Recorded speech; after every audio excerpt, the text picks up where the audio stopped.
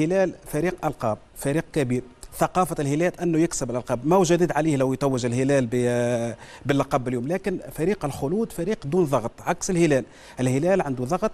خليني أربط لك الأمور مثل ما قلت أنت بمباراة الدوري، أمس فوز النصر على الشباب يخلي مباراة الهلال والنصر في الدوري مباراة حاسمة. صحيح. أسبوع سيكون حاسم لإنزاغي بأتم معنى الكلمة. إنزاغي بعد الانتقادات الكبيرة من جماهير الهلال في الأسبوع هذا قادر يكذب كل التوقعات، قادر في أسبوع يتوج بكأس الملك ويتوج بالدوري. يعني أسبوع حاسم للهلال شخصيا، للإنزاغي شخصيا وللهلال عامة. بالنسبة للخلود، فريق الخلود هو شرف أنه حيكون في المباراة النهائية بعد الموسم الطيب اللي قضاه. لاعبين الخلود أكيد سيلعبوا كل ما عندهم، سيقاتلون في الميدان. أكيد فرصة العمر أنه اليوم متواجد ويتوج بلقب.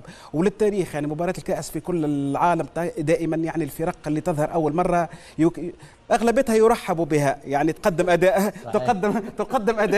تقدم اداء طيب. ولنا في الكاس خادم الحرمين الشريفين في العشر سنوات الاخيره خير دليل، تقريبا 6 انديه تداولت توجت بالالقاب. الهلال اعتقد عنده 4 القاب، الاتحاد 2، فما الفيحة، الفيصلي، التعاون والاهلي.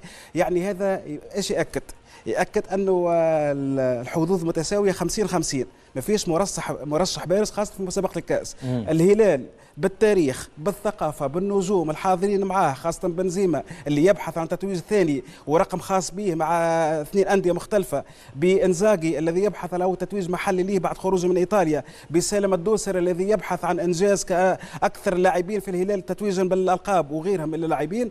اليوم سنشاهد مباراة بين الطموح متاع الخلود وبين الخبرة متاع نادي الهلال.